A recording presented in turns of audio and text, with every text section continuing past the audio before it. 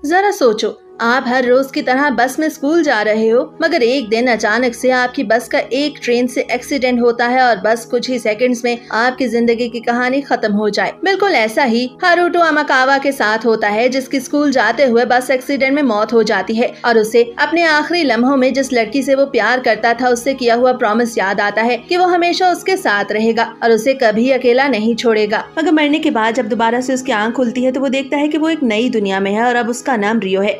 रियो को यहाँ आने के बाद रियलाइज होता है कि अब उसके पास मैजिकल पावर्स भी हैं जो अनबीटेबल हैं। मगर वो अभी तक इस बात को नहीं भूला कि उसे अपनी मम्मी के किलर को मार के अपनी मम्मी की मौत का बदला लेना है। दरअसल उसकी मम्मी को उसके सामने ही चाकू का वार करके मार दिया गया था। अब साथ ही उससे बहुत सी और भी मेमोरीज याद आ रही थी, जिस पर रियो को लगता है कि उसे ये सब कुछ बुखार की वजह से दिखाई दे रहा है, मगर ऐसा नहीं था। तभी वहाँ कुछ लड़के आते हैं जिन्होंने एक बहुत बड़ा बैग उठाया हुआ था। अब रियो को यकीन आ गया था कि वो हराटो नहीं है और एक असल दुनिया में रियो की आइडेंटिटी के साथ मौजूद है। तब वो बाहर जाता है और सामने एक पौधे से बेरीज काट काट के खाने लगता है। इसका मतलब था कि रियो अब दो आइडेंटिटीज के साथ जी रहा था। उसे अपनी पुरानी आइडेंटिटी भी याद थी और वो अपनी इस आइडेंटिटी को भी कबूल कर चुका था। तभी वहाँ चंद लड़कियाँ आती हैं, जिनमें सिलिया नामी एक लड़की रियो से अपनी दोस्त फ्लोरा के बारे में पूछती है, जिस पर रियो से बताता है कि उसने इससे पहले उसे कभी नहीं देखा। अब सिलिया अपनी मैजिकल पावर्स एक्टिवेट करके ये पता चलाती है कि क्या रियो सच बता रहा है या नहीं। तब वो देखती है कि रियो की बॉडी से काफी मात्रा में लाइट निकल रही है, जिस पर सिलिया को पता चल गया था कि रियो उससे झूठ नहीं बोल रहा।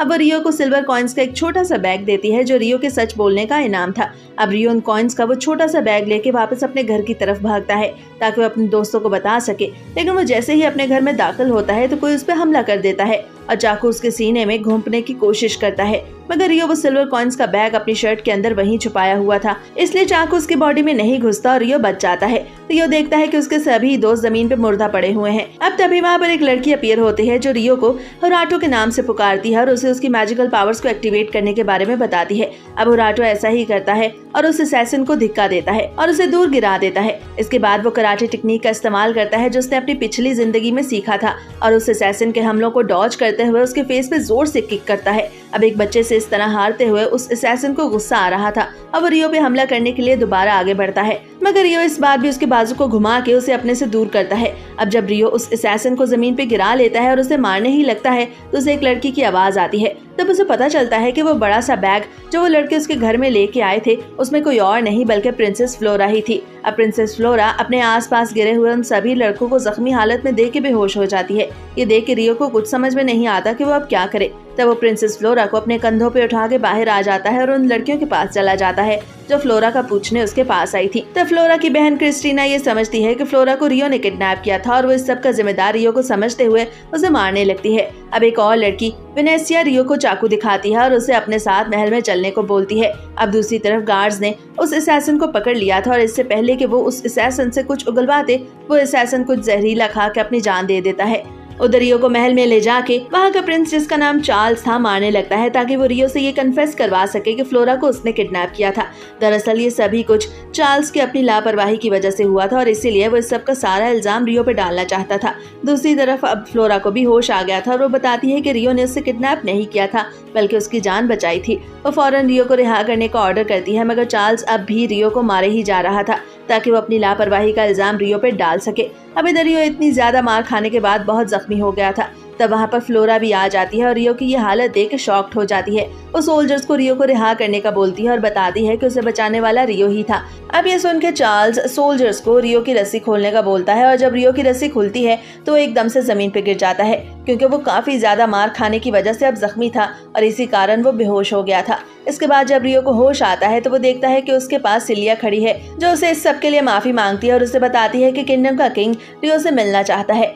अब अगले दिन जब रियो किंग से मिलने जाता है तो फ्लोरा को बचाने के कारण उसे रॉयल एकेडमी में एडमिशन दे दिया जाता है। लेकिन जब वो अपनी एकेडमी में जाता है तो सभी बच्चे उसका मजाक उड़ाने लगते हैं क्योंकि वो उन जैसा नहीं बोलता था, मतलब उसे उनकी लैंग्वेज समझ में नहीं आती थी और ना ही उसे अभी अपनी एबिलिटीज को इस्तेमाल करना आता था। अब जब कुछ और दिन गुजरते हैं तब भी सभी कुछ उसके पहले दिन की ही तरह था, यानी कुछ भी बेहतर नहीं हुआ था। सभी स्टूडेंट्स अब भी उसका मजाक उड़ाते थे क्योंकि उसे पढ़ना ही नहीं आ रहा था। ये सब देखते हुए वो एकेडमी के बाद के टाइम में अपनी इंस्ट्रक्टर सिलिया के पास जाता है ताकि वो एकेडमी के बाद भी पढ़ सके और इम्प्रूव कर सके। अब सिलिया उसे मैथ्स की कुछ प्रॉब्लम्स को सॉल्व करने का बोलती है जिसे रियो आसानी से हल कर लेता है क्योंकि ये सभी कुछ अपनी पिछली जिंदगी में वो पहले ही सीख चुका था। अब सिलिया देखती है कि रियो कुछ उदास है तो वो उससे वजह पूछती है, जिस पर रियो सोचता है कि उसे इतना सब कुछ आने के बावजूद भी वो यहाँ अपने आप को प्रूव नहीं कर पा रहा। अब कुछ और दिन गुजरते हैं और हम देखते हैं कि स्वर्ड प्रैक्टिस में रियो की पावर्स को देखते हुए उसका इंस्ट्रक्टर उसे अपने साथ फाइट करने को बोलता है, जिस पर रियो काफी धमाकेदार मूव्स का इस्तेमाल करता है और साथ ही साथ वो अपने आप को बचाते हुए अपने ग्रैंड पेरेंट्स से सीखी हुई टेक्निक का इस्तेमाल भी करता है, जिससे इंस्ट्रक्टर काफी इम्प्रेस होता है। मगर सभी बच्चों को उसकी टेक्निक समझ में नहीं आती और वो अब भी उसका मजाक उड़ा रहे थे। फाइट खत्म होने के बाद इंस्ट्रक्टर रियो को किंगडम का नाइट बनने की ऑफर करता है, मगर रियो अपनी क्लास में अकेला ऐसा बच्चा था जो अपने किंगडम का नाइट नहीं बनना चाहता था। वो महीनों अपनी कमियों पे काम करता है और वहाँ बोले जाने वाली लैंग्वेज भी सीख लेता है और अब उसे अपनी एबिलिटीज का भी पता चल चुका था, जिसकी वजह से वो अपनी क्लास के सभी बच्चों से हर चीज में आगे था। लेकिन रियो के अंदर अब भी एक कमी थी कि वो अपने पास्ट को नहीं भूल पा रहा था और सबसे ज्यादा तकलीफ उसे अपने बचपन के प्यार मिहारू को याद करके होती थी। दरअसल मिहारू के पेरेंट्स की डाइवोर्स हो चुकी थी और वो हाई स्कूल में रियो यानी हुराटो को सिर्फ एक बार मिली थी और फिर उसके बाद नहीं मिली। तब रियो सोचता है कि वो ये पता चला के रहेगा कि आखिर हुराटो और रियो के दरमियान क्या ताल्लुक है और क्या वाकई हुराटो मर चुका है और अब वो हमेशा के लिए रियो बन के रहेगा। अब अगले दिन जब रिजल्ट अनाउंस होता है तो पता चलता है कि रियो ने सबको पीछे छोड़ दिया है और उसने बहुत अच्छे नंबर हासिल किए हैं। अब ये देख के उसके सभी क्लास फेलोज उससे जेलस होने लगते हैं और उसे बुली करने लगते हैं। तब प्रिंसेस उन सभी को ऐसा करने से मना करती है, मगर वो सब रियो को तंग करने से बाज नहीं आते और कहते हैं कि रियो चीटिंग करके इतने अच्छे नंबर हासिल कर पाया। तब सिलिया आगे बढ़ती है और रियो को डिफेंड करती है और वो उन सबसे पूछती है कि उनके पास क्या सबूत है कि रियो ने चीटिंग की है, लेकिन वो कोई भी सबूत पेश नहीं कर पाते और वहाँ से चले जाते हैं। तब रूम में आने के बाद सिलिया रियो को बताती है कि वो ये सब देख के काफी परेशान होती है। अब रियो सिलिया से पूछता है कि क्या उसे भी स्कूल में इस तरह बुली किया जाता था, तो सिलिया उसे बताती है कि उसके बहुत सारे दोस्त थे। अब रियो कहता है कि मुझे भी परेशान होने की जरूरत नहीं है क्योंकि तुम भी मेरी दोस्त हो। इस सब से सिलिया को इतना अच्छा लगता है और वो उसे कहती है कि तुम्हें जब भी बुली किया जाएगा तुम मेरे पास आ सकते हो। अब ये सुन के रियो बोलता है कि जिसके पास तुम्हारे जैसी तसल्ली देने वाली दोस्त हो तो फिर उसे परेशान होने की क्या जरूरत है। अब इसी तरह वक्त गुजरता जाता है और उन दोनों की दोस्ती पहले से ज्यादा पक्की हो जाती है। अब रियो काफी बड़ा हो गया था और उसे स्कूल की तरफ से स्वर्ड कंपटीशन में पार्टिसिपेट करने को बोला जाता है, मगर बाकी सभी स्टूडेंट्स ये नहीं चाहते थे कि रियो उस कंपटीशन में पार्टिसिपेट करे। दरअसल वो अब भी उससे उतने ही जेलस थे जितना 5 साल पहले। अब इंस्ट्रक्टर उन सभी स्टूडेंट्स की कोई बात ना मानते हुए रियो को ही उस कंपटीशन में पार्टिसिपेट करने को बोलता है। इसके बाद सीन चेंज होता है और हम देखते हैं कि स्टडी रूम में जब सिलिया और रियो दोबारा से मिलते हैं तो सिलिया रियो की तारीफ करती है क्योंकि वो अब काफी स्ट्रांग हो गया था। तब वो नोटिस करती है कि रियो उससे काफी लंबा भी हो चुका है। अब वो रियो से पूछती है कि तुम ग्रेजुएशन के बाद क्या करोगे, तो रियो से बताता है कि वो किसी और कंट्री में जाके रहेगा। अब ये सुन के सिलिया को बिल्कुल अच्छा नहीं लगता और वो उदास हो जाती है क्योंकि रियो के साथ उसकी दोस्ती अब काफी ज्यादा पक्की हो गई थी। तब रियो उसे मशवरा देता है कि सिलिया को शादी कर लेनी चाहिए, मगर सिलिया उसे बताती है कि वो इतनी जल्दी शादी नहीं करना चाहती। सिलिया रियो से पूछती है कि वो किस कंट्री में जाके रहना पसंद करेगा, तो रियो सोचता है कि उसी कंट्री में जहाँ उसकी मम्मी रहा करती थी। अब रियो को इस तरह उदास देख सिलिया भी उदास हो जाती है और सोचती है कि आखिर रियो की जिंदगी में ऐसा क्या हुआ जिसकी वजह से वो इस तरह उदास दिखता है। अब कंपटीशन का दिन आ जाता है और रियो के पास वो लड़का जो उसे बुली करता था आता है। उसका नाम अल्फोंसे था। वो उसे उस कंपटीशन में पार्टिसिपेट करने से मना करता है क्योंकि उसके ख्याल में रियो हार जाएगा और ये उनकी एकेडमी के लिए शर्म का कारण होगा, मगर रियो उसकी बात नहीं मानता। जब रियो ग्राउंड में जाता है तो उसे पता चलता है कि उसका मुकाबला किसी और से नहीं बल्कि 5 साल पहले उसे टॉर्चर करने वाले चार्ल्स से था। अब रियो उससे फाइट शुरू करता है तो चार्ल्स 5 साल पहले की सारी कहानी सोच के उससे अपना बदला लेने का इरादा करता है, मगर इस सभी में वो अपना बैलेंस मेंटेन नहीं कर पाता जिससे रियो उसकी स्वर्ड गिरा देता है और वो कंपटीशन जीत जाता है। अब चार्ल्स रेफरी से एक और चांस मांगता है जिससे रेफरी उस पर गुस्सा होने लगता है। इसके बाद सीन चेंज होता है और हम देखते हैं कि चार्ल्स एक स्ट्रेंजर के साथ बैठ के ड्रिंक कर रहा था और वो उसे रियो के बारे में बताता है कि किस तरह उसने 5 साल पहले प्रिंसेस फ्लोरा को बचाया था। जिससे वो स्ट्रेंजर भी अब रियो के बारे में सोचने लगता है। अगले दिन क्लास में सिलिया सबको लाइटनिंग मैजिक इस्तेमाल और कंट्रोल करने के बारे में सिखाने लगती है। तो वो लड़का जो रियो का मजाक उड़ाता है अब दोबारा से रियो का मजाक उड़ाने लगता है। वो अपने लाइटनिंग मैजिक इस्तेमाल करके दिखाता है जिसमें वो बुरी तरह फेल हो जाता है, जिस पर सिलिया अब काफी सारे लाइटनिंग सर्कल्स को एक्टिवेट करती है और फिर उन्हें कंट्रोल करके भी दिखाती है। इससे सभी स्टूडेंट्स सिलिया से इम्प्रेस होते हैं और रियो भी उसकी तारीफ करता है। मगर वो लड़के रियो को अब भी बुली कर रहे थे। उनका ख्याल था कि रियो ये सभी कुछ लड़कियों को पटाने के लिए करता है। उनमें से एक लड़के को सिलिया डांटती है और कहती है कि रियो ऐसा कुछ भी नहीं करता। वो लड़का उसे समझाने की कोशिश करता है कि रियो तुम्हारे साथ भी यही कुछ करता आ रहा है, मगर सिलिया उसकी कोई बात नहीं मानती।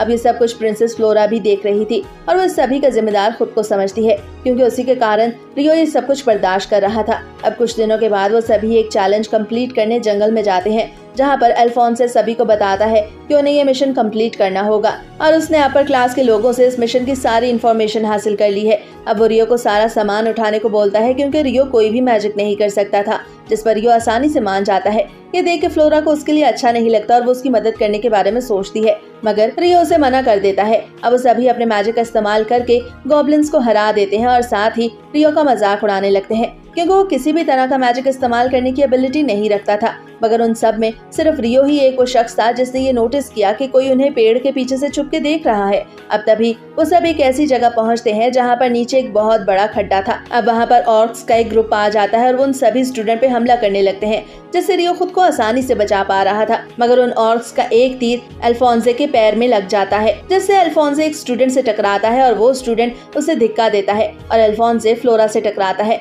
अब फ्लोरा अल्फोंसे की टक्कर की वजह से क्लिफ से नीचे खड्डे में गिर जाती है और ये सब देख के रियो फ्लोरा की तरफ भागता है और उसे पकड़ के वापस क्लिफ पे फेंक देता है और खुद नीचे गिर जाता है। इसके बाद सभी स्टूडेंट्स अपनी मैजिकल पावर का इस्तेमाल करके उस ऑर्क्स के ग्रुप को खत्म कर देते हैं। इधर रियो देखता है कि वो अपने मैजिक को एक्टिवेट कर पाया था और इसी कारण वो गिरने के बावजूद किसी भी किस्म की चोट से बच गया था। वो चाहता था कि वो उन सभी स्टूडेंट्स की मदद करे, मगर वो ऐसा नहीं कर पा रहा था। अब वो सभी ये सोचने लगते हैं कि आखिर फ्लोरा को नीचे धिक्का किसने दिया था, तो अल्फोंसे सबका इल्जाम रियो पे डाल देता है। अब सभी स्टूडेंट्स को उसकी बात पे यकीन आने लगा था। तब फ्लोरा रियो को डिफेंस करती है और बताती है कि रियो ने तो उसकी जान बचाई है। अभी वो ये सब बात कर ही रहे थे कि एक बहुत बड़ा बीस्ट उन पे हमला कर देता है, जिस पर वो सभी अपनी मैजिकल पावर का इस्तेमाल करके उस जायंट बीस्ट को हराने की कोशिश करते हैं, मगर वो ऐसा नहीं कर पाते और ये देख के वो सभी अपनी जान बचाते हुए वहाँ से भाग जाते हैं। अब उनमें से सिर्फ फ्लोरा ही पीछे रह गई थी, जो अपने जख्मी दोस्त की मदद कर रही थी। मगर तभी वहाँ पर वो जायंट बीस्ट आ जाता है और फ्लोरा पे हमला करने लगता है, मगर उसका ये हमला वहाँ पर रियो आके रोक देता है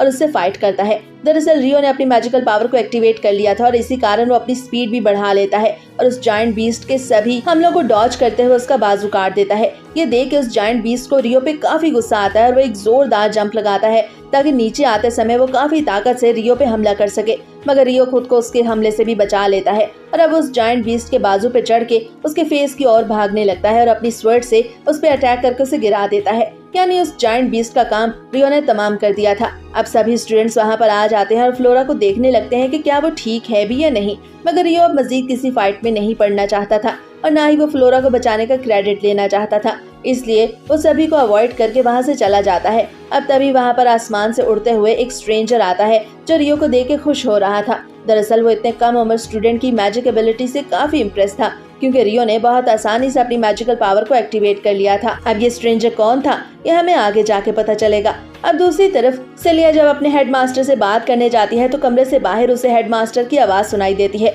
जो अल्फोंसे के पेरेंट्स से बात कर रहा था कि रॉयल फैमिली को बचाने के लिए इस सब का इल्जाम उसे रियो पे डालना होगा, क्योंकि यही एक सूरत है जिससे वो रॉयल फैमिली को बदनामी से बचा सकता है। ये सब सुन के सिलिया को अच्छा नहीं लगता और वो वापस अपने स्टडी रूम में आ जाती है और सोचने लगती है कि आज के बाद वो रियो से कभी नहीं मिल पाएगी। मगर तभी उसके दरवाजे पे कोई आता है और हमें पता चलता है कि वो कोई और नहीं बल्कि रियो ही था। अब रियो को अपने सामने देख के सिलिया उसे गले लगा लेती है और बताती है कि वो उसके लिए कितनी ज्यादा परेशान थी। वो रियो को हेडमास्टर अल्फोंसे के पेरेंट्स के दरमियान होने वाली सारी बात बता देती है, जिस पर रियो सिलिया से कहता है कि वो जानता है कि एक आम स्टूडेंट होने के कारण कोई भी उसकी बात पे यकीन नहीं करेगा और वो जाने से पहले सिर्फ सिलिया से मिलने आया आया है। अब सिलिया उसे कहती है कि क्या हम दोबारा मिलेंगे, तो रियो उसे बताता है कि वो उससे मिलने आया करेगा और उसे लेटर भी लिखेगा। इसके बाद वो उसे गुड बाय कह के वहाँ से चला जाता है। तो सिलिया अब उसके लेटर्स के बारे में सोच के रोने लगती है। इसके बाद सीन चेंज होता है और हम देखते हैं कि रात को अल्फोंसे का फादर एक लड़की लटीफा को रियो को ढूंढ के मारने का ऑर्डर देता है। दूसरी तरफ रियो अपनी मैजिकल पावर्स को एक्टिवेट करके काफी तेजी से भाग रहा था। तभी उसके आगे एक मॉन्स्टर आ जाता है, मगर रियो उसे अवॉइड करके एक बड़ी सी जंप लगाता है और भागता रहता है। अब वो किंगडम ऑफ ग्लार में पहुंच गया था, जहां पर उसे कोई नहीं जानता था। तभी वो नोटिस करता है कि कोई उसका पीछा कर रहा है। अब रियो को पास्ता की एक दुकान नजर आती है, जहां का ऑनर उसे पास्ता खाने की ऑफर करता है। रियो ये सोच के हैरान होता है कि उसकी पिछली दुनिया की ये डिश अपने सेम नाम के साथ इस दुनिया में कैसे आई। अब रियो से टेस्ट करता है तो उसका टेस्ट भी बिल्कुल सेम था। इसके बाद रियो पास्ता खा के पैसे देता है और वहाँ से चला जाता है। अब वो एक और शख्स से पूछता है कि उसे खाने के लिए ऐसे नूडल्स और कहाँ से मिलेंगे, तो वो शख्स उस टाउन के गिल्ड हेडक्वार्टर की तरफ इशारा करता है, जिस पे रियो वहाँ जाता है तो उसे लाइजलॉट नामी एक लड़की मिलती है, जो बताती है कि वो यहाँ पर ये सभी कुछ बेचती है। अब रियो सिलिया को एक लेटर लिखता है, जिसमें उसे बताता है कि कुछ अरसे तक वो ट्रैवलिंग करने की वजह से सिलिया को खत नहीं लिख पाएगा। दूसरी तरफ एक ब्लॉन्ड लड़की लाइजलॉट को अपने पास बुलाती है और वो दोनों बातें करने लगती हैं। अब सीन चेंज होता है और हम देखते हैं कि रियो वो सिटी छोड़ देता है। अब वो जंगल में से भाग रहा था, जब उसे अपने रास्ते में एक छोटा सा बच्चा दिखाई देता है। जब रियो उस बच्चे को देखने के लिए उस पर झुकता है और उसे अपनी तरफ मोड़ता है, तो उसे पता चलता है कि वो तो एक लड़की है। अब वो लड़की रियो को एक पॉइजनस नीडल चुबो देती है और साथ ही रियो पे हमला कर देती है, जिससे रियो खुद को बमुश्किल बचा पाता है। रियो बेहोश होने ही वाला था कि वो खुद को बेहोश होने से भी बचाता है। तब वो लड़की अपनी पावर को और बढ़ा लेती है और रियो पे अटैक करने लगती है, जिसपे रियो भी अब उसके साथ फाइट करने लगा था। अब वो लड़की अपने चाकू से रियो पे हमला करने ही वाली थी कि रियो उसके इस हमले को डॉज करके अपने मार्शल आर्ट्स टेक्निक का इस्तेमाल करता है, उसे जमीन पे गिरा देता है और उसकी नाइफ को उसके गले पे रख कर उससे पूछता है कि आखिर वो कौन है। तब वो लड़की रोने लगती है और कहती है कि मुझे मत मारो। दरअसल वो ये सब कुछ अपनी मम्मी को याद करके बोल रही थी। अब उसे इस तरह रोते हुए देख के रियो अपने मैजिक का इस्तेमाल करता है और उससे बेहोश कर देता है। तब वो देखता है कि उसके गले में उसे कैद करने के लिए कॉलर डाला गया था। वो सोचता है कि क्या वो अपने मैजिक के जरिए उस कॉलर को उसके गले से उतार सकता है, और ऐसा ही होता है। रियो अपने मैजिक का इस्तेमाल करके उस कॉलर को उसके गले से उतार देता है। दरअसल वो लड़की कोई और नहीं बल्कि अल्फोंसे के फादर की भेजी हुई लटीफा ही थी। अब लटीफा के पास्ट के बारे में बताया जाता है कि वो भी उसी बस में थी जिसमें रियो था और वो बस क्रैश हो गई थी। और बिल्कुल रियो ही की तरह जब उसकी आंख खुलती है तो वो खुद को एक नई दुनिया में पाती है और उसके सामने एक लड़का खड़ा था, जो उसे बताता है कि अब से वो उसकी बहन होगी, जिसे उसकी हर बात माननी होगी, और वो उसका भाई। लेकिन लटीफा इस सबसे एग्री नहीं करती, तो वो लड़का जबरदस्ती लटीफा पे अपने मैजिक का इस्तेमाल करके उसे वो कॉलर पहना देता है। अब प्रेजेंट में लटीफा को जब होश आता है तो उसके सामने रियो मौजूद था। वो उससे उसके कॉलर के बारे में पूछने लगता है, तो लटीफा को ये रियलाइज होने पे कि उसका कॉलर टूट गया है, वो खुशी से रोने लगती है और रियो को बताती है कि उसे कभी भी अपने मास्टर का नाम नहीं बताया गया, लेकिन उसके भाई का नाम स्टीवर्ट था। अब स्टीवर्ट का नाम सुन के रियो को समझ आता है कि स्टीवर्ट वही लड़का है जिसने लटीफा को उसे मारने के लिए भेजा है। अब रियो लटीफा से पूछता है कि क्या वो उसे अब भी मारना चाहती है, तो लटीफा उसे बताती है कि नहीं, ऐसा नहीं है, जिस पर रियो उसके हाथ खोल देता है और उसे अपने लिए शेल्टर ढूंढने को बोलता है। ये कह के वो आगे बढ़ता है तो उसे पता चलता है कि लटीफा अभी भी उसका पीछा कर रही है। तब लटीफा उसे बताती है कि वो अकेले नहीं रहना चाहती है, वो रियो के साथ जाना चाहती है। अब रियो से वार्न करता है और कहता है कि थोड़ी देर पहले तो मुझे मारना चाहती थी और अब मेरे साथ जाना चाहती हो, मैं तुम पे ट्रस्ट नहीं कर सकता। ये सुनकर लटीफा रोने लगती है और कहती है कि अगर तुम चाहो तो मुझे ये कॉलर पहना सकते हो, क्योंकि मैं अकेले रहने से डरती हूँ। अब ये देख के रियो को उस पर रहम आता है और वो उसे अपने साथ रख लेता है। अब जब वो दोनों जंगल से जाने लगते हैं तो लटीफा रियो को बताती है कि उसे पास्ता और नूडल्स और स्पैगेटी के बारे में सब पता है। अब ये सुनकर रियो को थोड़ी हैरानगी होती है और वो सोचता है कि उस लड़की को ये सारे नाम कैसे पता, क्योंकि ये रियो की पिछली दुनिया में खाए जाने वाले फूड्स के नाम थे। इसके बाद रात को रियो देखता है कि लटीफा रो रही है और कह रही है कि वो अपने घर जाना चाहती है, जो टोक्यो में था। अब टोक्यो का नाम सुन के रियो समझ गया था कि लटीफा भी उसी दुनिया से आई हुई है जहाँ से हारूटो यानी कि रियो आया था। अब रियो उसे तसल्ली देने लगता है और इसी तरह वो दोनों सो जाते हैं। अब जब सुबह लटीफा उठती है तो अपने सामने रियो को लेटा हुआ देख के उसे फौरन से याद आता है कि जिस बस में वो सफर कर रही थी उस बस में बिल्कुल रियो जैसा लड़का भी सफर कर रहा था। तब वो शोर मचा देती है और रियो भी उठ जाता है। अब वो रियो से पूछती है कि क्या वो उसे ओनी-चैन बुला सकती है। अब रियो को तो समझ नहीं आता कि वो ऐसा क्यों कह रही है, लेकिन वो उसकी खुशी के लिए उसे खुद को ओनी-चैन बुलाने की इजाजत दे देता है। अब काफी हफ्तों के सफर के बाद रियो को वो दरख्त मिल ही जाता है जिसको वो ढूंढ रहा था, और उस दरख्त का नाम वर्ड ट्री था। लेकिन लटीफा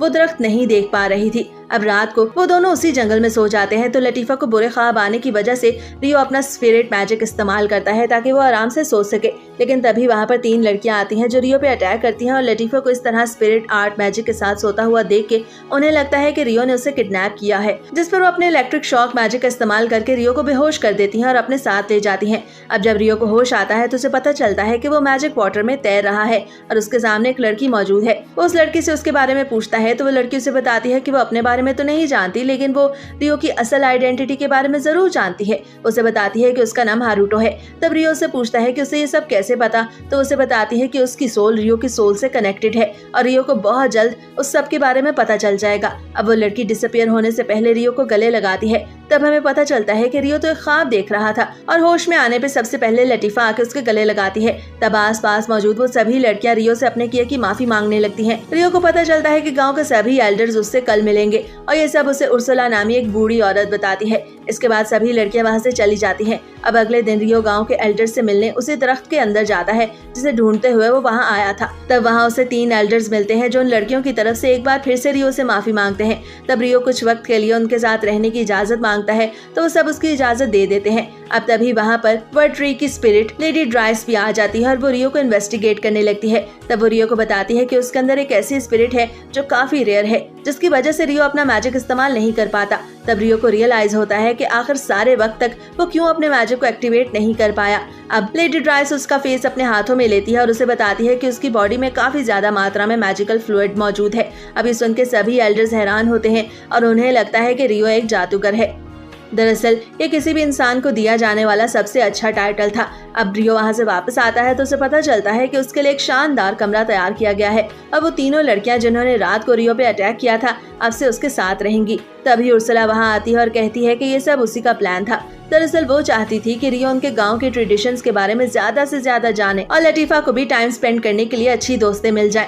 अब उर्सुला की ये बात सुन के रियो को उसमें पॉइंट नजर आता है और वो मान जाता है। इसके बाद वो सभी एक साथ रहने लगते हैं। अब रियो आहिस्ता आहिस्ता उनके गांव का स्पिरिट मैजिक सीख लेता है और उनके ट्रेडिशंस को भी उसे फॉलो करना आ गया था। उसे वहाँ की फार्मिंग भी आ गई थी और वो बाकी बहुत सी चीजें भी आसानी से सीख गया था। अब इसी तरह 1 साल का समय बीत जाता है और फिर ग्रैंड फेस्टिवल का दिन आ जाता है जहाँ पे लेडी ड्राइस उस फेस्टिवल को अपनी ब्लेसिंग के साथ शुरू करती है। इसके बाद सीन चेंज होता है और हम उसी स्ट्रेंजर को जिसने रियो पे हमला किया था एक और बंदे के साथ एक ईगल पे उड़ता हुआ देखते हैं। उसका नाम रीस था। दरअसल वो गार के अंदर से ड्रैगन्स का एक एग उठा के अपने साथ ले जाता है। तब वो पीछे एक इविल स्माइल के साथ देखता है तो उसे पता चलता है कि काफी सारे ड्रैगन्स अपने उस एग को ढूंढते हुए उसके पीछे आ रहे हैं। दरअसल वो ये सभी कुछ रियो को फंसाने के लिए कर रहा था। अब इधर रियो फेस्टिवल में काफी इंजॉय करता है। तब उर्सुला उसके पास आके उसे बताती है कि लतीफा को असल बात बताने का वक्त आ गया है। अब इधर रियस अपने सब ऑर्डिनेट के साथ एक जंगल में पड़ाव डालता है ताकि वो रात वहाँ गुजार सके।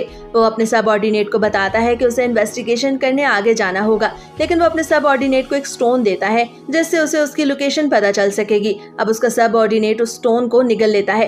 तब हम देखते हैं कि वो सभी ड्रैगन्स उस स्टोन के ऑरा को महसूस करते हुए उसके सब ऑर्डिनेट के पास ही आ रहे थे। अब रियस वहाँ से आगे चला जाता है। इधर रियो लतीफा के साथ जंगल में बात कर रहा था।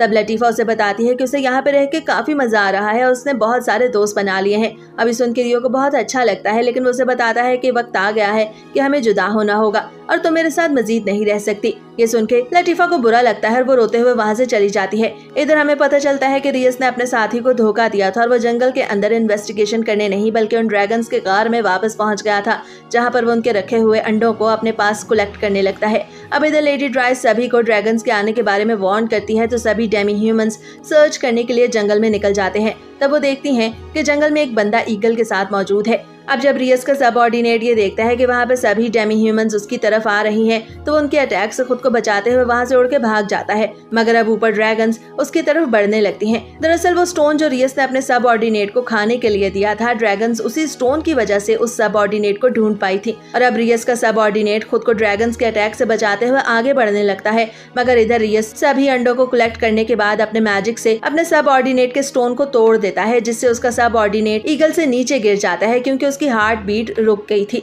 अब सीन चेंज होता है और हम देखते हैं कि लतीफा गांव वापस जा रही थी तो उसे रास्ते में ऊपर से एक एग गिरता हुआ दिखाई देता है। जब वो एग टूटता है तो उसके अंदर ड्रैगन बेबी था। अब जब लतीफा उसकी तरफ बढ़ने लगती है तभी वहाँ पर एक जायंट ड्रैगन आ जाती है जो अपने बेबी को इस तरह जमीन पे पड़ा हुआ देख के लतीफा पे गुस्से के साथ आग फेंकती है। मगर तभी वहाँ पर लतीफा की दोस्त आ जाती है जो अपने मैजिक इस्तेमाल करके लतीफा को उस ड्रैगन के अटैक से बचा लेती है। अब लतीफा की दोस्त उस ड्रैगन पे हमला करती है मगर वो ड्रैगन काफी ज्यादा ताकतवर थी। वो उस हमले में नाकाम हो जाती है और एक दरख्त के साथ जोर से टकराती है। तब वो खुद को हील करती है और एक बार फिर से ड्रैगन पे हमला करने का सोचती है। अब लतीफा उस ड्रैगन को डिस्ट्रैक्ट करने के लिए वहाँ से भागती है मगर ड्रैगन उसका रास्ता रोक के अपना पाँव उस पे रखने लगती है। तभी वहाँ पर रियो आ जाता है और अपने आइस अटैक से उस ड्रैगन के हमले को रोकता है मगर ड्रैगन नहीं रुकती और दोबारा से हमला करने के लिए आगे बढ़ती है। अब रियो अपने स्पिरिट मैजिक का इस्तेमाल करके न सिर्फ लतीफा को बचाता है बल्कि दोबारा से ड्रैगन पे हमला करता है मगर ड्रैगन अपने अल्टीमेट फायर ब्रीड टेक्निक का इस्तेमाल करती है जिसे रियो गीगा इन्फर्नो टेक्निक का इस्तेमाल करके रोकता है और ड्रैगन को हरा देता है जिससे वो किंग ड्रैगन अब जमीन पे गिर गई थी। ये देख के बाकी सभी ड्रैगन्स डर जाती हैं और वहाँ से भाग जाती हैं। अब गाँव के सभी लोग रियो की तारीफ करते हैं कि किस तरह उसने अकेले उस किंग ड्रैगन को हरा दिया। अब लतीफा रियो के गले लग जाती है क्योंकि रियो ने उसकी जान बचाई थी। अगली सुबह लतीफा रियो से अपने रवैये की माफी मांगती है। वो बताती है कि वो जानती थी कि उन दोनों को जुदा होना है मगर उसे लगा था कि रियो उससे जान छुड़ाना चाहता है।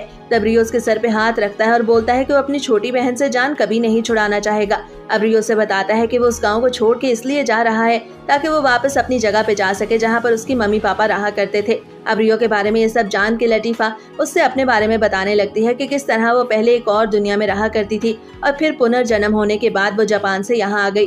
तब रियो उसकी सभी बातों पे यकीन करता है और सोचता है कि काश वो भी लतीफा को अपने बारे में सारी हकीकत बता सकता, लेकिन फिर उसे डर होता है कि जो कुछ पास्ट में उसके साथ हो चुका है क्या वो एक बार फिर से उस सब से गुजरेगा। तब लतीफा उसे तसल्ली देती है और बताती है कि जब तक वो वापस नहीं आएगा वो उसके लिए स्ट्रॉन्ग बनेगी और उसका इंतजार करेगी। जिस पर रियो भी उसे यही सब कहता है कि वो भी उस दुनिया में एक स्ट्रॉन्ग पर्सन बन के रहना चाहता है। कहानी आगे बढ़ती है और एक हफ्ते बाद रियो जब वहाँ से जाने लगता है तो गाँव के सभी एल्डर्स उसे बहुत सारे गिफ्ट देते हैं जिसमें एक क्लॉक जो कि ब्लैक ड्रैगन की स्किन से बनाया गया था और वो यूज करने से रियो अपने मैजिक पावर्स को कंसील कर सकता था। इसके साथ साथ एक और एल्डर उसे एक ऐसा टूल देता है जिसमें वो अपनी सभी चीजों को सेव करके रख सकता था। अब गांव की सभी डेमी ह्यूमंस लड़कियां रियो को गुड बाय बोलती हैं और उसे हग करती हैं। तब रियो उड़ के वहाँ से चला जाता है तो लतीफा रोने लगती है जिस पर उसे उसकी सभी दोस्तें तसल्ली देती हैं। अब रियो अगले गांव में तो पहुंच गया था मगर 2 हफ्तों तक अपने पेरेंट्स को ढूंढने के बावजूद उसे कोई क्लू नहीं मिलता तो वो गांव वालों से बात करने के बारे में सोचता है। तब उसे 2 लड़कियां पौधों को पानी देते हुए दिखाई देती हैं जिनमें एक का नाम रूरी और दूसरी का नाम सायो था। वो रियो को अपने साथ अपने घर ले जाती हैं जहाँ पर एक बूढ़ी औरत जिसका नाम यूबा था रियो से मिलती है और रियो से वहाँ आने की वजह पूछती है क्योंकि रियो के हुलिये से वो जज कर लेती है कि वो किसी और कंट्री से वहाँ पे आया है। तब रियो से सब सच बताता है कि वो अपने पेरेंट्स को ढूंढते हुए यहाँ आया है जिनका नाम जेन और अयामे था। अब ये सुन के युबा को थोड़ी हैरत होती है और वो रूरी और सायो को बाहर भेज देती है ताकि वो रियो से अकेले में बात कर सके। अब वो रियो से मजीद पूछती है तो रियो से बताता है कि उसे कुछ ज्यादा मालूम नहीं है लेकिन वो अपने फादर से कभी नहीं मिल पाया और उसकी मम्मी को भी तब मार दिया गया जब वो अभी 5 साल का भी नहीं हुआ था। अब ये सुन के युबा समझ गई थी कि वो सच में उन दोनों का बेटा है। तब उसे बताती है कि वो उसकी ग्रैंड माँ है। रियो चाहता था कि वो अपने पेरेंट्स की ग्रेव अपने घर में बनाए लेकिन युबा उसे बताती है कि वो ये सब पहले ही कर चुकी है। अब वो रियो को अपने साथ उसके पेरेंट्स की ग्रेव पे ले जाती है जहाँ पे रियो अपने पेरेंट्स को रिस्पेक्ट देता है। तो युबा उसे बताती है कि उसके पेरेंट्स को एक मजबूरी में इस गाँव से भागना पड़ा था लेकिन वो ज्यादा बात रियो को नहीं बता सकती। वो रियो से कहती है कि रूरी उसकी कजन है और अगर रियो यहाँ पे रुकेगा तो उसे बहुत कुछ खुद ही पता चल जाएगा। अब ये कह के युबा वहाँ से वापस घर आ जाती है। अगली सुबह रियो अपनी ग्रैंड माँ की हेल्प करवाने के लिए जल्दी उठता है और सबके लिए नाश्ता बनाता है। तब सायो अपने भाई शिन के साथ वहाँ आती है। शिन को रियो कुछ ज्यादा अच्छा नहीं लगा था और वो उसका बनाया हुआ सभी नाश्ता खा जाता है। इसके बाद युबा शिन को रियो को अपने साथ बाहर ले जाने को बोलती है तो शिन रियो को अपने साथ जंगल ले जाता है ताकि वो कुछ शिकार कर सके। अब रियो अपने पहले ही निशाने में बहुत आसानी से एक रेयर बर्ड को शिकार कर लेता है लेकिन शिन एक भी शिकार नहीं कर पाता जिससे वो काफी अपसेट हो जाता है और वहाँ से चला जाता है। अब वापस आके रियो जब देखता है कि उसके कपड़े काफी गंदे हो चुके हैं तो वो अपने लिए घर के बाहर एक बाथ हाउस बनाता है और वहाँ पे नहाने लगता है। अब चंद हफ्ते वहाँ गुजारने के बाद रियो वहाँ की सभी ट्रेडिशंस को सीख चुका था। वो वहाँ रह के उनकी फार्मिंग में भी उनकी मदद करता था। अब एक दिन रियो को कुछ शोर सुनाई देता है। दरअसल दूसरे गांव के प्रेसिडेंट का बेटा यहाँ आके रूरी और सायो को तंग कर रहा था जिस पर शिन उसे वार्न करता है मगर वो लड़का जिसका नाम गून था शिन को मारने के लिए आगे बढ़ता है। अब तभी वहाँ पे युवा आ जाती है और शिन की तरफ से गून से माफी मांगती है। दरअसल गून वहाँ रह के रूरी को तंग करना चाहता था। अब युवा गून को अपने गेस्ट हाउस में ठहराने का बोलती है। ये सुन के गून काफी खुश होता है। अब तभी वो नोटिस करता है कि वहाँ पे रियो भी आ गया है, जिसे देख के वो कुछ ज्यादा इम्प्रेस नहीं होता और रियो के पास से गुजरते हुए उसकी टांग पे अपना पाँव मारता है। लेकिन रियो को इससे कुछ फर्क नहीं पड़ता, बल्कि उल्टा गून जख्मी हो जाता है। आगे चल के रियो रूरी और सायो को एक स्टोन देता है जो उनकी हिफाजत करेगा। अब शिन युवा से सायो को भी अपने साथ रखने को बोलता है, क्योंकि उसे अपनी बहन की फिक्र हो रही थी। अगली सुबह रियो अपनी स्वर्ड प्रैक्टिस कर रहा था तो रूरी और सायो उसे इस तरह प्रैक्टिस करते हुए देख के काफी खुश होती हैं। तब रियो ने बताता है कि वो एक स्ट्रॉन्ग पर्सन बनना चाहता है। ये बात करते हुए वो लतीफा के बारे में सोचता है, मगर तभी उसे अपनी पिछली जिंदगी का भी ख्याल आने लगता है और वो अपनी गर्लफ्रेंड के बारे में सोच के उदास हो जाता है। अब ये सब देख के सायो भी उदास हो जाती है। इसके बाद सीन चेंज होता है और हम देखते हैं कि रात को गून रूरी और सायो के कमरे में आता है, मगर रियो ने उनके प्रोटेक्शन के लिए जो स्टोन उन्हें दिया था वो एक्टिवेट हो जाता है। अब गून रूरी को हार्म करने लगता है तो सायो चिल्लाने लगती है, जिस पे गून उसे चुप होने को बोलता है और वो अगर ऐसा नहीं करेगी तो वो उसकी दोस्त को मार देगा। अब तभी वहाँ पे रियो आ जाता है, जो इस तरह गून को रूरी को थ्रेट करते हुए देख लेता है और ये सब देख के उसे अपनी मम्मी के मर्डर का सारा सीन याद आ जाता है और वो काफी अपसेट हो जाता है, जिसका मतलब था कि अब गून की खैर नहीं। और ऐसा ही होता है। वो गून को अपने एक पंच के साथ ही इतनी जोर से मारता है कि गून घर की दीवार से टकराता है और दीवार टूट जाती है और गून बाहर गिर जाता है। तब रियो गून के ऊपर बैठ जाता है और उसके मुंह पे इतने सारे पंचेस मारता है कि गून मरने ही वाला था। मगर तभी एक विलेजर वहां आके रियो को रोक लेता है। तब युवा भी वहां आ जाती है और उसे पता चल जाता है कि गून ने रूरी और सायो के कमरे में जाके उन्हें हार्म करने की कोशिश की थी। अब ये सब करने के बाद रियो को अपनी असल आइडेंटिटी मिल गई थी, यानी उसने हराटो बन के एक रेपिस्ट से एक लड़की को बचाया था। मगर फिर उसे ख्याल आता है कि उसमें और उसकी मम्मी के किलर में कुछ खास फर्क नहीं है, क्योंकि उसने भी एक इंसान की जान लेने की कोशिश की है। अगली सुबह वो शख्स जिसने रियो को गून को मारने से रोका था युवा से मिलने आता है तो युवा उसे एक लेटर देती है जिसे कैपिटल में जाके एक शख्स को देना था। अब हेयट नामी वो शख्स युवा से वो लेटर लेके अपने पास रख लेता है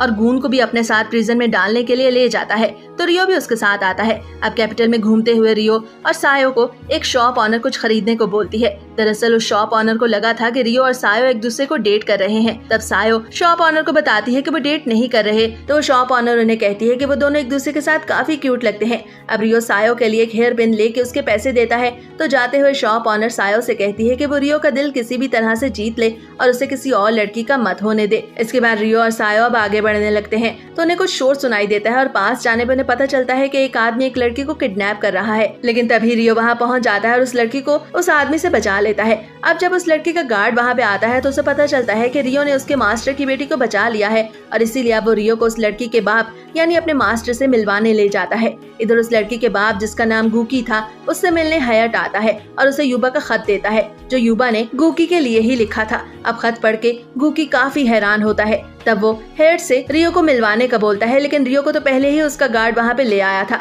अब गूकी अलहदा में रियो से कुछ बात करता है और उसे बताता है कि वो उसके पेरेंट्स को 20 साल से जानता है और उसकी मम्मी इस किंगडम की प्रिंसेस थी। वो रियो को बताता है कि किस तरह 20 साल पहले जब यहाँ होने वाली जंग में उसके फादर ने बहुत अच्छे से फाइट किया और इसी कारण यहाँ के किंग ने रियो के फादर को उसकी मम्मी यानी अपनी बेटी की सेफ्टी के लिए हायर कर लिया। पीस नेगोशिएशंस शुरू हुई तो रियो की मम्मी के फादर को पता चला कि उनका ओपोनेंट रियो की मम्मी से शादी करना चाहता है। अब ये देख के रियो के पेरेंट्स उस किंगडम से भाग जाते हैं, जिसका रियो के ग्रैंडफादर को बहुत ज्यादा दुख था, क्योंकि वो नहीं जानते थे कि रियो के पेरेंट्स एक दूसरे से मोहब्बत करने लगे हैं। और अब गूकी ये सब बताने के बाद रियो से कहता है कि रियो को अपने ग्रैंड पेरेंट्स से भी मिलना चाहिए। इसके बाद सीन चेंज होता है और हम देखते हैं कि रियो अपने ग्रैंड पेरेंट्स से मिलता है और अपनी ग्रैंड मदर को देख के उसे ऐसा लगता है जैसे वो अपनी मम्मी से मिल रहा है। और उसके ग्रैंड पेरेंट्स भी रियो को देख के काफी खुश होते हैं, क्योंकि उसकी शक्ल अपनी मम्मी से काफी ज्यादा मिलती थी। अब रियो के ग्रैंड पेरेंट्स रियो से उसकी मम्मी पापा के बारे में पूछते हैं तो रियो ने बताता है कि वो दोनों अब उसके साथ नहीं है और बहुत कम समय उनके साथ बिताने की वजह से उसके पास उन दोनों की ज्यादा मेमोरीज भी नहीं है। वो बताता है कि अपने पापा को तो वो कभी देख ही नहीं पाया और जब वो 5 साल का था तो उसकी मम्मी उसे दरवाजा ना खोलने का कह के घर से बाहर गई थी। लेकिन जब वो घर वापस आई तो उसने देखा कि लूशियस नामी एक बंदा जो रियो के फादर के मरने के बाद उनकी हेल्प किया करता था रियो को मार रहा था। तब रियो की मम्मी ने रियो को बचाने के लिए उस पर हमला करना चाहा, मगर लूशियस ने चाकू घोंप के उसकी मम्मी को भी मार दिया। फिर 7 साल तक रियो को ऐसे ही अकेले रहना पड़ा, लेकिन फिर उसने फैसला किया कि वो लूशियस को मार के अपनी मम्मी का बदला जरूर लेगा। अब ये सुन के रियो के ग्रैंड पेरेंट्स समझ जाते हैं कि रियो जो कह रहा है वो लाजमी करेगा। लेकिन वो चाहते थे कि पहले रियो गूकी से ट्रेनिंग ले, क्योंकि गूकी उस किंगडम में सबसे स्ट्रॉन्गेस्ट वॉरियर था। जिस पर अब गूकी और रियो के दरमियान फाइट स्टार्ट होती है और रियो गूकी पे हमला करता है, मगर गूकी बहुत आसानी से खुद को बचा लेता है। तब गूकी उस पे हमला करता है तो रियो भी खुद को उसके हमले से बचा लेता है। ये देख के गूकी अपना एयर मैजिक इस्तेमाल करता है, जिसे रियो अपने वाटर मैजिक से बहुत आसानी से रोक लेता है और गूकी को डिस्ट्रैक्ट करके बहुत आसानी से उसे हरा देता है। ये देख के उसके ग्रैंड पेरेंट्स समझ जाते हैं कि रियो काफी ट्रेंड है और उसे किसी किस्म की प्रैक्टिस की कोई जरूरत नहीं। तब रियो उनका शुक्रिया अदा करता है और बताता है कि एक दिन वो उन्हें अपनी कजन से मिलाएगा। इसके बाद वो वापस अपने गांव आ जाता है, जहाँ पे रूरी सायो को रियो के पेरेंट्स की ग्रेव की तरफ इशारा करके बताती है कि वो अपने पेरेंट्स से बहुत मोहब्बत करता है और इसीलिए वो उनकी मौत का बदला लेना चाहता है।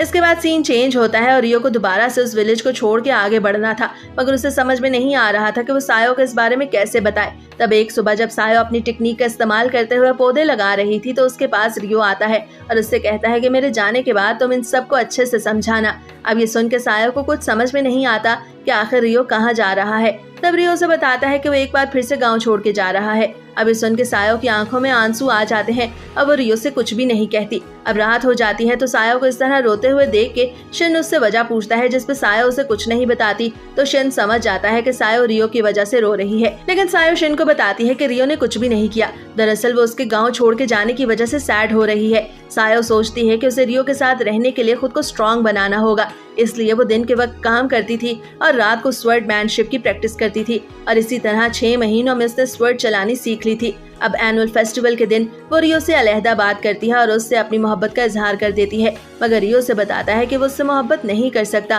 क्योंकि वो उसके साथ उस गांव में नहीं रुक सकता। अब ये सुनकर सायो काफी अपसेट हो जाती है। तब वो रियो के सामने झुक जाती है और उसकी मिन्नत करने लगती है कि वो उसके साथ यहीं पर रहे, मगर रियो उसकी बात नहीं मानता और वहाँ से चला जाता है। इस सब कुछ शिन भी देख रहा था, जिसे देख के रियो उससे भी माफी मांगता है क्योंकि उसने उसकी बहन का दिल तोड़ दिया था। अब रात को रियो गाँव से जाने के लिए बिल्कुल तैयार था।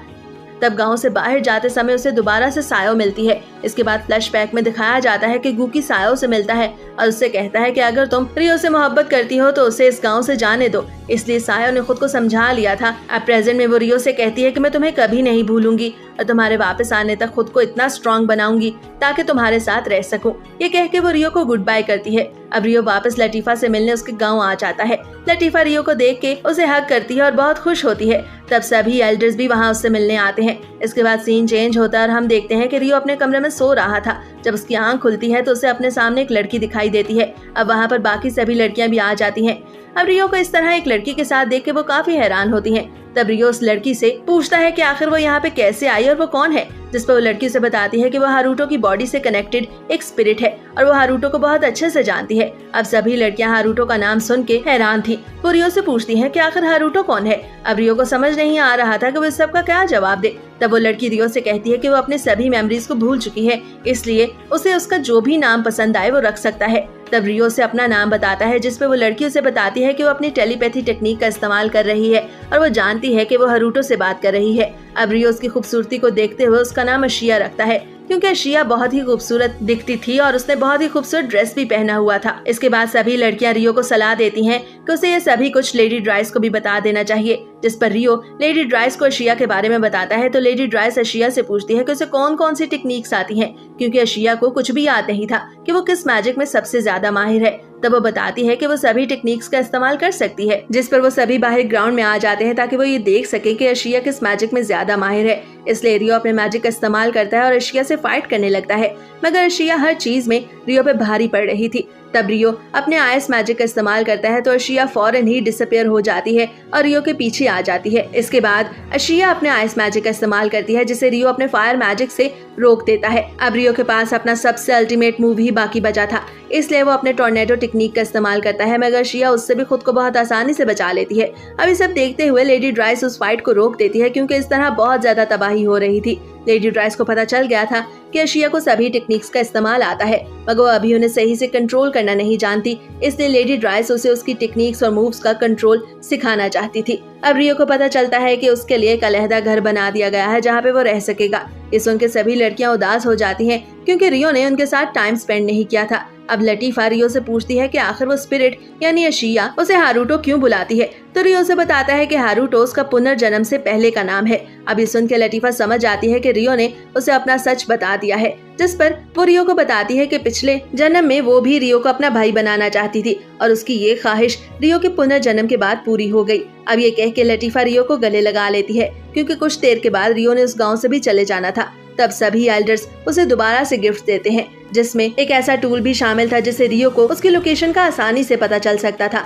इसके अलावा एक और एल्डर रियो के लिए खास तरह की पिन लाता है जिससे रियो अपनी आइडेंटिटी छुपाने के लिए अपने बालों का कलर चेंज कर सकता था।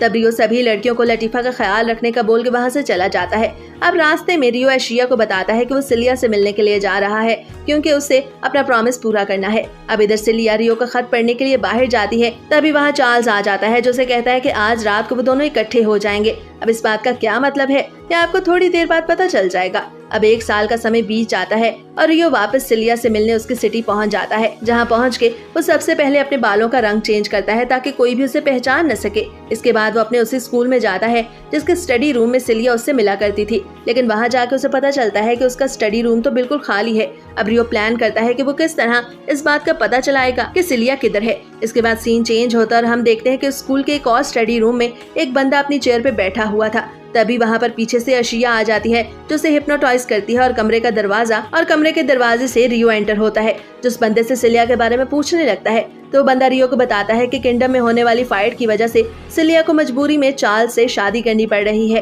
और कल सुबह उनकी शादी हो जाएगी क्योंकि चार्ल्स ने पूरी रॉयल फैमिली को महल से निकाल दिया है और अब सिलिया भी उसी महल में चार्ल्स के साथ रहती है। ये सब सुनने के बाद रियो और शिया वहाँ से चले जाते हैं। इधर सिलिया चार्ल्स से शादी होने पर बिल्कुल खुश नहीं थी और वो रियो के लेटर को देख के रोने लगती है। तभी कमरे का दरवाजा खुलता है और अंदर रियो आ जाता है। अब सिलिया को यकीन ही नहीं आ रहा था कि रियो उसके सामने खड़ा है। तब वो उसे हक कर लेती है और उससे इतने अरसे बाद मिलने पर लड़ने लगती है। तब रियो उससे पूछता है कि क्या वो चार्ल्स से शादी करके खुश रहेगी, जिस पर सिलिया उससे झूठ बोलती है और कहती है कि वो ये शादी अपनी मर्जी से कर रही है, जिस पर रियो समझ जाता है कि सिलिया उसे सच नहीं बता रही। अब ये सुन के सिलिया उससे कहती है कि अगर उसे लगता है कि वो उससे झूठ बोल रही है तो फिर रियो खुद उससे शादी कर ले और उसे यहाँ से ले जाए। ये सुन के रियो शॉक्ड हो जाता है। तब सिलिया बोलती है कि वो मजाक कर रही थी और ऐसा कुछ भी नहीं है। वो रियो को अपनी शादी में आने से मना करती है क्योंकि इससे उसे अच्छा नहीं लगेगा और ये कह के वो रियो को वहाँ से जाने का बोलती है। बाहर आके रियो अशिया से पूछता है कि आखिर वो कैसे सच पता चला सकता है। तब अशिया उसे बताती है कि वो उसकी मदद करेगी। ये सुन के रियो को खुशी तो होती है मगर वो दिल ही दिल में सोचता है कि अशिया को हर बार उसकी मदद करनी पड़ती है, जिस पर अशिया उसे बताती है कि वो उसके साथ हमेशा रहेगी और उसे जब भी मदद की जरूरत होगी तो उसकी मदद करेगी। अगली सुबह चार्ल्स से मिलने रियस आता है, जिसे देख के चार्ल्स काफी खुश होता है और उसे अपने घर रुकने को बोलता है, जिस पर रियस चार्ल्स से कहता है कि आज उसकी शादी नहीं बल्कि चार्ल्स की है। ये बात सुन के चार्ल्स हंसने लगता है मगर तभी वहाँ पे रियस को एक स्पिरिट की मौजूदगी का एहसास होता है तो वो स्पिरिट की इन्वेस्टिगेशन करने लगता है। अब सीन चेंज होता है और हम देखते हैं कि सिलिया ने अपना ब्राइड ड्रेस पहन लिया था और वो काफी खूबसूरत लग रही थी। जब अपने टेंट से बाहर आती है तो वहाँ पे चार्ल्स भी मौजूद था जो उसे कहता है कि तुम्हें परेशान होने की कोई जरूरत नहीं है क्योंकि मेरी बाकी सभी 7 वाइफ्स तुम्हें सब कुछ समझा देंगी। दरअसल चार्ल्स की 7 वाइफ्स भी उसके साथ आई हुई थी। अब चार्ल्स की पहली वाइफ चार्ल्स के जाने के बाद सिलिया का मजाक उड़ाने लगती है और उससे बताती है कि वो हमेशा उनका हुक्म मानने के लिए इस घर में आ रही है। ये सब सुनने के बाद भी सिलिया बुरा नहीं मनाती और उनकी तरफ देख के मुस्कुराने लगती है। तभी वहाँ पे प्रिंसेस क्रिस्टीन आ जाती है जो चार्ल्स की वाइफ का सिलिया के साथ एटीट्यूड देख के अपसेट होती है और सिलिया को अपने साथ अलहदा ले जाके बातें करने लगती है। वो सिलिया से कहती है कि तुम्हारे पेरेंट्स ने तुम्हारे साथ अच्छा नहीं किया और मैं वो दिन लाजमी वापस लाऊंगी जब तुम खुल के मुस्कुरा सकोगी। इसके बाद फ्लैशबैक में हमें दिखाया जाता है कि सिलिया की एकेडमी में कोई भी ऐसा दिन नहीं होता था जब सिलिया मुस्कुराती ना हो, मगर अब वो एक पिंजरे में कैद होकर रह गई थी और मुस्कुराना भी भूल गई थी। इसके बाद मैरिज सेरेमनी शुरू हो जाती है। सिलिया और चार्ल्स अपने कैरेज में बैठे हुए पब्लिक में आ गए थे और सभी उन दोनों को इकट्ठे देख के काफी खुश थे। तब चार्ल्स सिलिया के हाथ पे अपना हाथ रखता है और उससे कहता है कि आज रात को वो उसकी हो जाएगी, मगर सिलिया उस पूरे क्राउड में सबसे ज्यादा उदास थी। अब जब वो क्राउड को वेव कर रही थी तो उसे रियो दिखाई देता है। दरअसल रियो की स्पिरिट यानी अशिया सिलिया से टेलीपैथी पावर के जरिए बात कर रही थी। वो सिलिया को काम रहने को बोलती है और उसे हौसला देती है। सिलिया रियो को देख कर रोने लगती है। ये देख के चार्ल्स भी परेशान हो जाता है तो सिलिया उसे बताती है कि वो अपनी शादी से बहुत खुश है और ये उसकी खुशी के आंसू हैं। मगर जब वो दोबारा से रियो की तरफ देखती है तो उसे पता चलता है कि वहाँ पे कोई भी नहीं है। अब सिलिया को लगता है कि उसका वहम था। अब कुछ देर बाद सिलिया और चार्ल्स का कैरेज रुक जाता है तो तभी रियो पूरे मिलिट्री कोर्ट पे अटैक कर देता है। और एक एक करके सभी सोल्जर्स को मारने लगता है, जिसमें पूरी मिलिट्री अपनी मैजिकल पावर का इस्तेमाल करती है, मगर रियो भी अपना मैजिक एक्टिवेट कर लेता है और उनको हराते हुए आगे बढ़ने लगता है। ये देख के चार्ल्स सिलिया को तसल्ली देता है और बताता है कि उनके सोल्जर्स ये सब कुछ देख लेंगे और उसे इस सबसे परेशान होने की जरूरत नहीं। मगर तभी रियो आगे बढ़ता है और एक जोरदार पंच चार्ल्स के पेट में मारता है, जिससे चार्ल्स जमीन पे गिर जाता है। अब रियो अपनी नाइफ को सिलिया की गर्दन पे रख देता है। ये देख के वहाँ मौजूद सभी लोग परेशान हो जाते हैं। तब रियो अपनी टेलीपैथी पावर के जरिए सिलिया से कम्युनिकेट करता है और उसे बताता है कि ये सभी कुछ उसके प्लान का एक हिस्सा है। इसके बाद वो सिलिया से एक बार फिर से पूछता है कि क्या वो इस शादी से खुश है, जिस पर सिलिया उसे बताती है कि वो ये शादी अपनी मर्जी से कर रही है। तब रियो एक बार दोबारा से उससे पूछता है कि वो ये शादी क्यों कर रही है। दरअसल रियो को लगता था कि सिलिया से ये शादी फोर्सफुली करवाई जा रही है, इसलिए वो उसे कहता है कि अगर वो ये शादी नहीं करना चाहती तो उसे बता सकती है, क्योंकि रियो वहाँ पर ये शादी रुकवाने ही आया था, क्योंकि वो नहीं चाहता कि सिलिया एक ऐसी लाइफ गुजारे जिसमें वो खुश ना हो।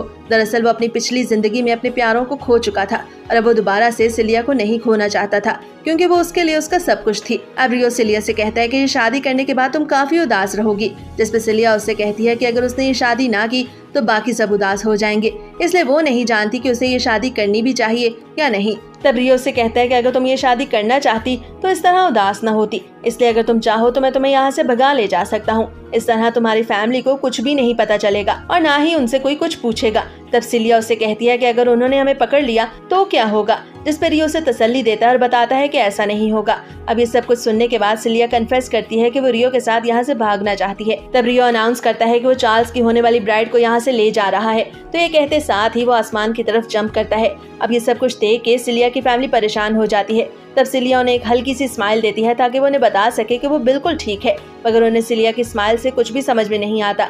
इधर रियो को अपनी ब्राइड को ले जाते हुए देख के चार्ल्स अपनी आर्मी को रियो का पीछा करने का ऑर्डर करता है, जिस पर वो अब सभी रियो का पीछा करते हैं, मगर रियो उनके सभी अटैक्स को डॉज करते हुए अपने मैजिक मूव का इस्तेमाल करता है। तब उसकी मैजिकल पावर को देख के वहाँ मौजूद रियस भी समझ आता है कि उस जायंट बीस्ट को भी रियो नहीं मारा था। दरअसल रियस उसे काफी अरसे बाद देख रहा था, क्योंकि अब वो बड़ा हो गया था। अब सीन चेंज होता है और हम देखते हैं कि रियो सिलिया को उठा के भाग रहा था। तब चार्ल्स के सोल्जर्स ईगल पे हवा में उड़ते हुए रियो का पीछा करने लगते हैं, जिस पर रियो जो कि बिल्डिंग्स पे भाग रहा था छलांग लगा के गली में उतर आता है और सिलिया को अशिया को देके वहाँ से ले जाने को बोलता है, क्योंकि उसे चार्ल्स के सोल्जर्स को रोकना था। इसके बाद वो बिल्डिंग पे वापस ऊपर आ जाता है, तो सोल्जर्स सिलिया को रियो के पास ना दे के बाकी सोल्जर्स को सिलिया का पीछा करने का सिग्नल देते हैं। दरअसल ये सभी कुछ रियो के प्लान का हिस्सा था। अब बाकी सोल्जर सिलिया का पीछा करने लगते हैं, तो रियो बिल्डिंग से छलांग लगाते हुए नीचे आ जाता है और एक एक करके सभी सोल्जर्स को मारने लगता है। इसके बाद जब वो सारे सोल्जर्स को मार देता है तो वहाँ पर एल्फ्रेड की एंट्री होती है, जिसे देख के रियो को याद आता है कि ये शख्स कौन है और इसी कारण रियो का गुस्सा बढ़ जाता है। इसके बाद अब रियो और एल्फ्रेड के दरमियान एक धमाकेदार फाइट शुरू होती है, जिसमें एल्फ्रेड रियो पे अपनी स्वर्ड से अटैक करता है, जिसे रियो बहुत आसानी से रोक देता है।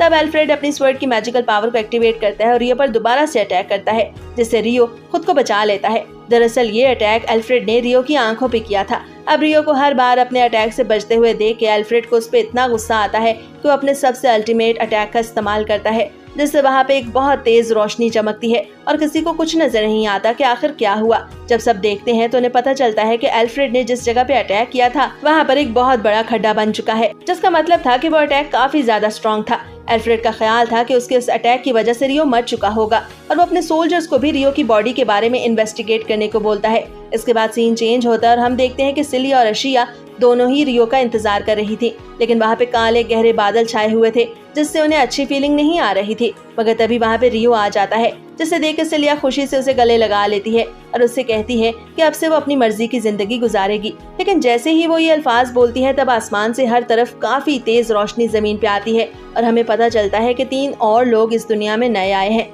जिनके फोन के सिग्नल्स नहीं आ रहे और वो परेशान हो रहे थे। तब अपने पीछे देखते हैं तो उन्हें पता चलता है कि उन्हें किडनैप कर लिया गया है। दरअसल उन गुंडों ने उन तीनों को इसलिए किडनैप किया था ताकि वो उन्हें स्लेव बना के बेच सके और पैसे कमा सके। इधर अशिया रियो को वापस जाके लोगों की मदद करने का बोलती है। अब रियो भी उस जगह पहुंच गया था और वो उन गुंडों से एक फोन दिखा के पूछता है कि क्या उन्होंने ऐसा फोन आसपास किसी के पास देखा है, जिस पर वो गुंडे रियो को बताते हैं कि नहीं, हमने ऐसा फोन कहीं पे भी नहीं देखा। मगर तभी रियो को किसी लड़की के रोने की आवाज आती है जो जापानीज जुबान में बात कर रही थी और कह रही थी कि मुझे छोड़ दो। अब ये सुन के रियो उन सभी गुंडों का काम तमाम कर देता है और एक एक करके उन सभी केजेस को खोलने लगता है और उन लोगों को बाहर निकालता है। और जब वो आखिरी केज के पास जाकर उसे खोलता है तो वो देखता है कि सामने एक लड़की बैठी हुई। जब वो लड़की बाहर आती है तो रियो उस लड़की को देख के हैरान रह जाता है, क्योंकि वो लड़की कोई और नहीं बल्कि उसके बचपन का प्यार मिहारू थी। और इस तरह वो इस एनिमे के एंड में अपने प्यार से मिल जाता है।